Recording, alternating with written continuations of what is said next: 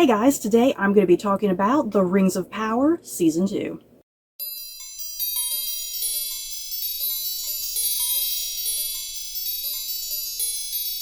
So, before I get to my complicated feelings for Season 2 of The Rings of Power, in the Lord of the Rings universe, you guys, which I love so much. There will definitely be spoilers in this particular video. It's the second season, for crying out loud. Yeah, if you're behind, come back at a later point. So yeah, let's get it going, you guys. Like I said, I have some complicated feelings for this second season of The Rings of Power. Also, just, I guess a disclaimer as well, kind of going into this video, kind of the perspective I'm coming from when I'm watching this particular show, because there is just so much toxic hate on the internet for this show, and some of it I feel is unfair, but some of it definitely does make sense because this show does have its fair share of problems. But yes, it is. It's just so 50-50 with this show. People who love it, people who hate it. And I really feel like it's just gotten to a really toxic, negative point with the show. When you're even trying to discuss it, it's like people can't even just talk about the show just to talk about it and have fun with it. You know, it's like people have to be so deadly serious with it. It's just a show, for crying out loud. But yeah, I am coming at this show with the perspective that I am not some Tolkien expert, okay?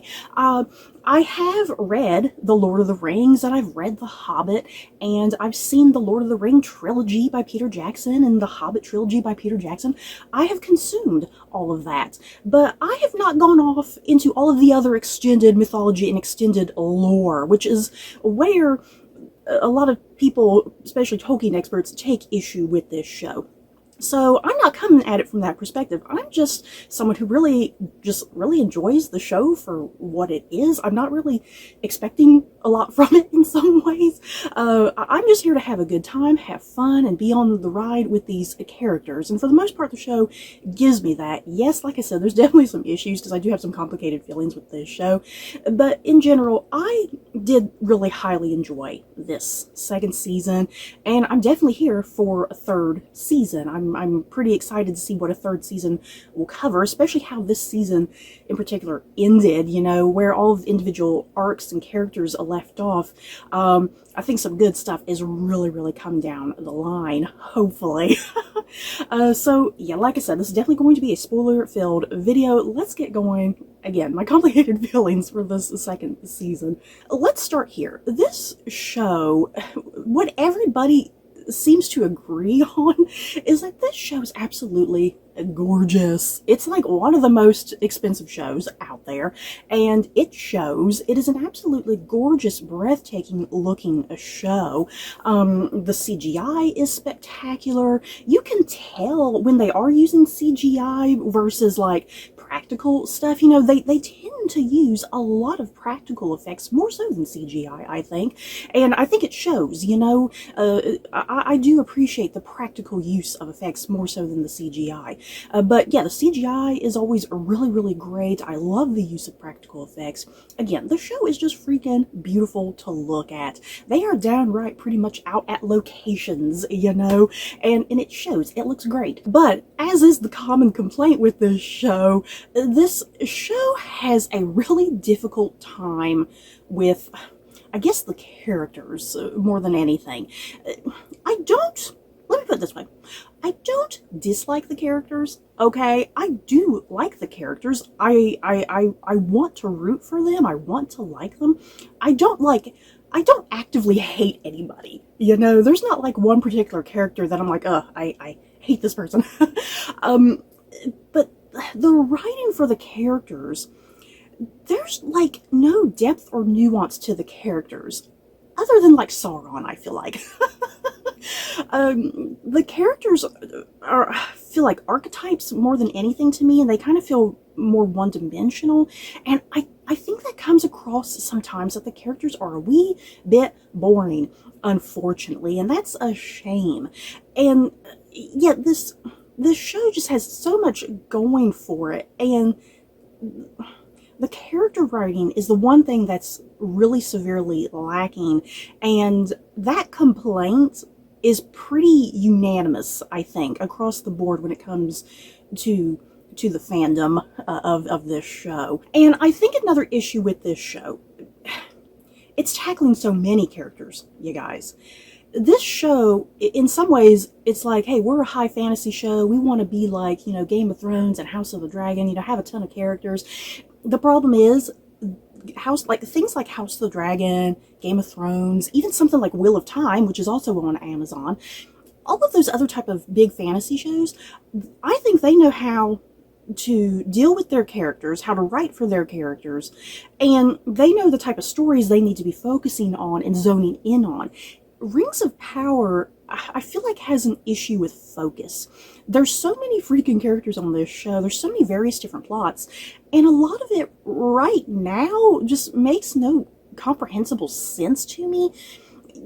And I'll kind of get into the individual plot arcs here in a bit, but it's like you have this set of characters over here, and they do connect with this set of characters. But then you have like another set of characters over here, and it's like, well, what the hell is going on with this set of characters? Because how does it connect to all this other stuff over here? Again, I'll get into that in a bit. So those are my biggest issues of complaint with this show, is the lack of really great character depth. Again, except for like Sauron. I feel like Sauron is the most interesting, well-developed character, and he's the villain, for crying out loud. The show is lacking character depth and nuance, and yeah, it's definitely lacking some sort of focus to really tie in all these various different storylines to make any sort of sense, or for us to kind of care how it's all going to connect eventually. I'm going to start from kind of my least favorite stuff going on this show to my favorite stuff going on the show. So yeah, I'm going to start with Rune. Yeah, guys, let's start with Rune. Again, let me make it clear, I do not actively dislike any characters. I really like the characters. I want to love them, and I want to love their story arcs, but again, what's the point? So everything going on in Rune this season, because last season ended and the Stranger and Poppy and Nori, they were all heading out to go to Rune to do whatever it is they were doing, and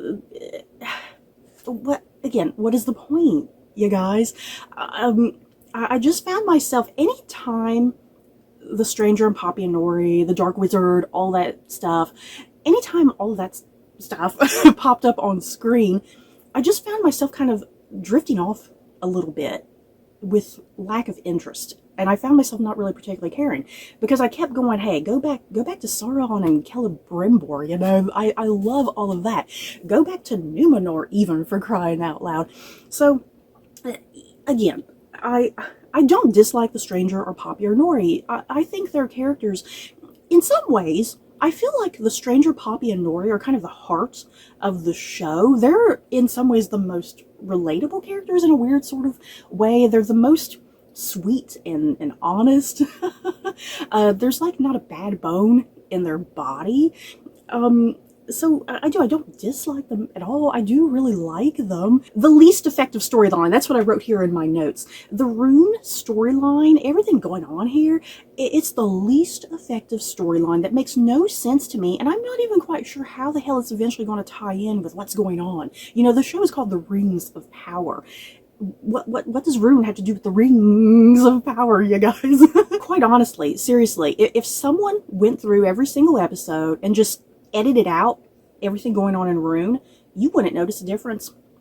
That's pretty bad, you guys. That's pretty bad. If you can sit and edit out whole chunks of plot and characters, would do nothing to the overall main story. Nothing. So, yeah, again, Rune I found to be the least effective, the least interesting. I wanted to like it, unfortunately. Yeah, what a waste of Kieran Hines, you guys, playing the Dark Wizard. I honestly did not understand what the hell was going on there. I did quite like Rory Kinnear as Tom Bombadil. A lot of people had been hyping Tom Bombadil up. I really liked Rory Kinnear. Tom Bombadil was kind of a breath of fresh air in some ways. Again, what's the point exactly? But still, I liked Tom Bombadil for what he was. Did we get a reveal of Gandalf, you guys? That was just so bizarre that we got that random reveal of Gandalf in the finale. I mean, we kind of already knew the Stranger was Gandalf. I mean, it wasn't shocking? Was anybody else shocked? Okay, moving on to my next least favorite aspect of the show, the Southlands.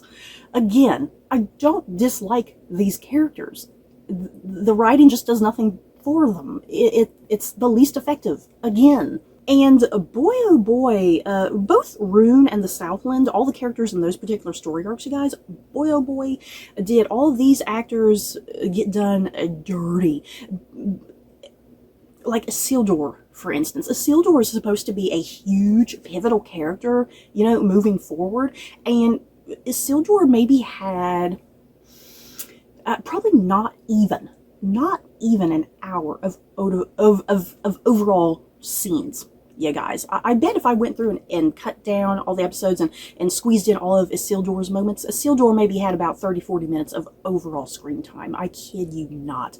And I feel like the vast majority of the characters on the show, like I said, especially the characters in Rune and the Southland, the vast majority of characters just barely have any sort of screen time, and sometimes they're missing for whole episodes, like multiple episodes, you guys, and it's just so perplexing why the writing team is doing that exactly. Again, something like House of the Dragon, Game of Thrones, even Wheel of Time, even though I have a lot of issues with Wheel of Time, it's like all of those shows have so many characters, and they know how to use the characters and kind of divvy out the screen time that you're not left missing characters for too terribly long, you know?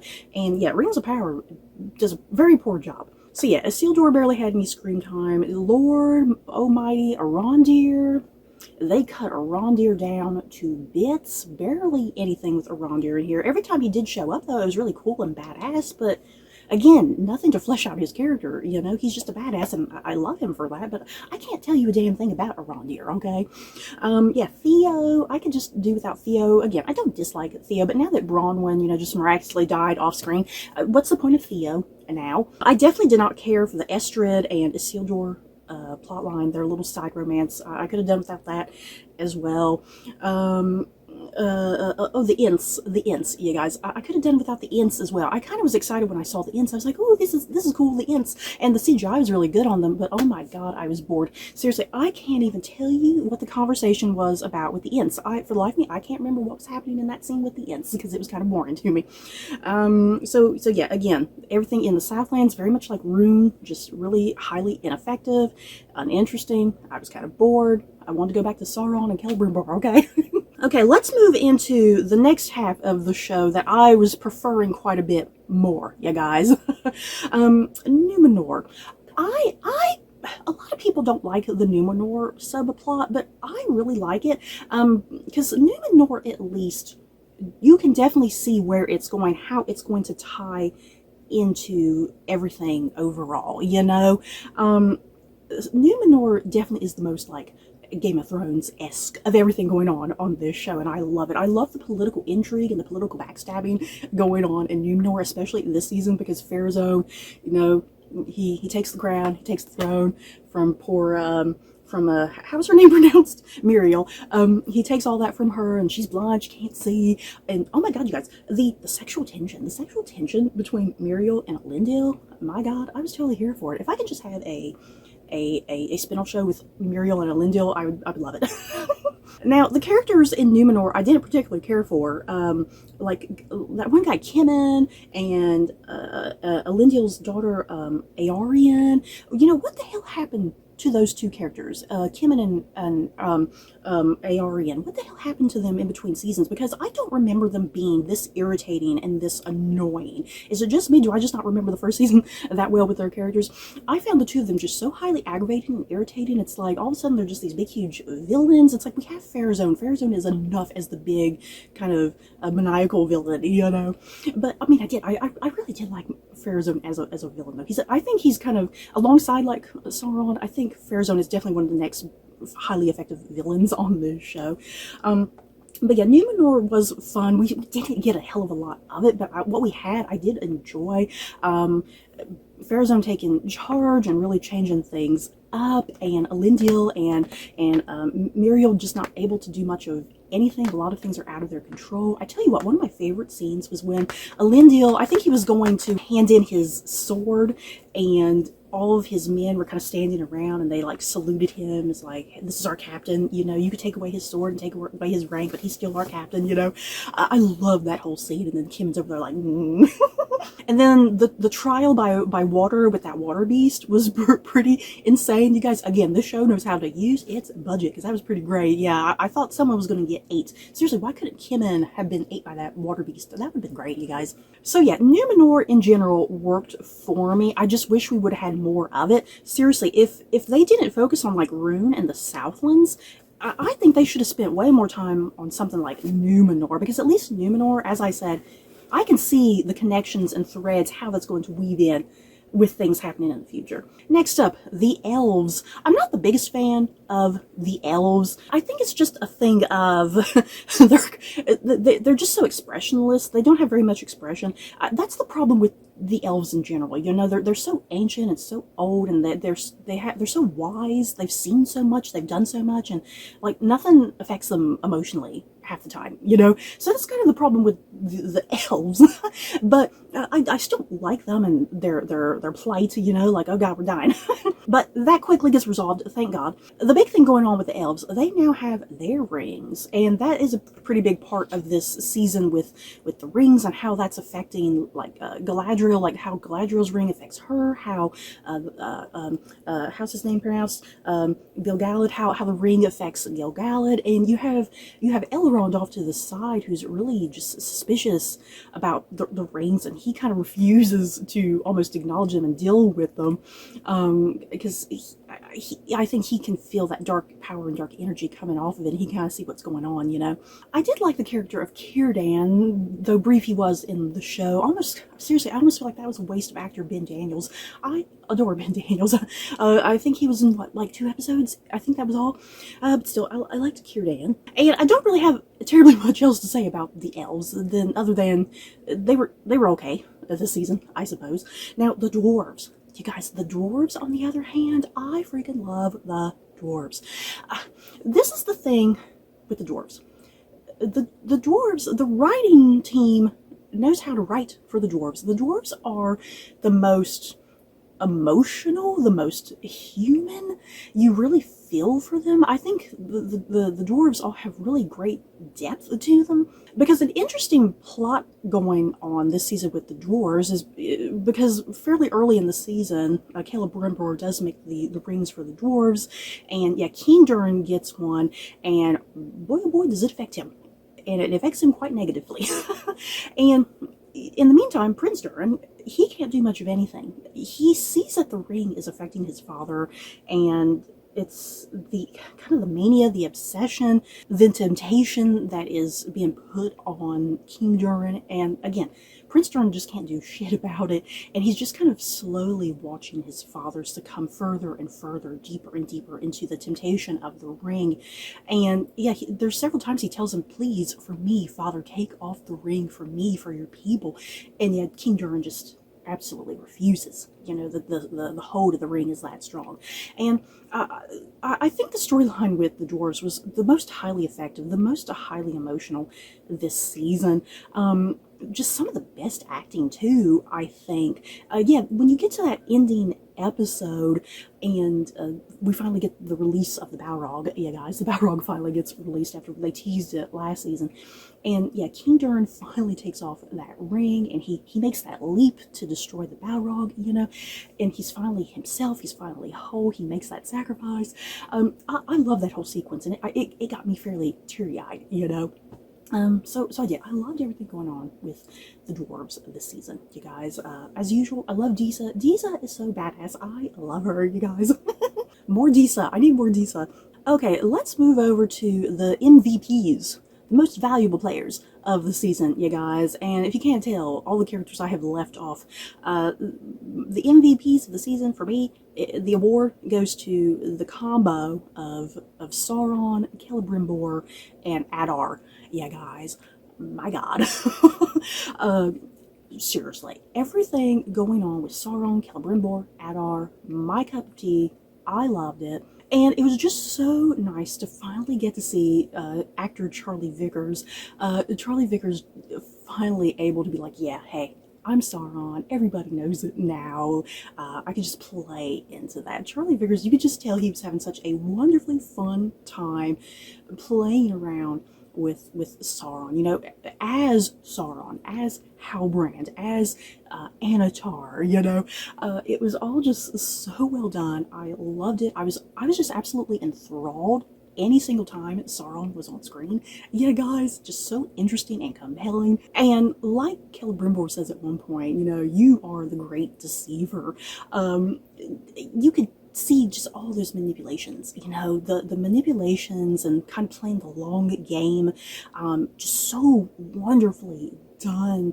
You can just see all these little threads, you know, and it's not going to end anywhere good because the whole season, what Sauron is trying to build up to, because he already got the rings for the elves done. He gets the rings done for the dwarves at the beginning of the season. So next up is the rings for men, and he has a bit of a hard time kind of getting Celebrimbor to kind of get to that, but we do eventually get those, what is it, the 9 rings for mortal men.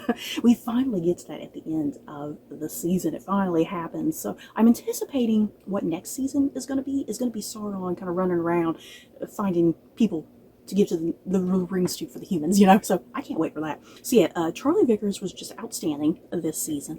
Yeah, definitely a huge shout out to Charles Edwards, who plays Celebrimbor. My God, I was devastated, you guys, when Celebrimbor died at the end of the season. I hadn't been spoiled about anything with that, about his death or anything, so it was a shock to me, Celebrimbor's death. But it's like he goes out with just such grace and such power, I think.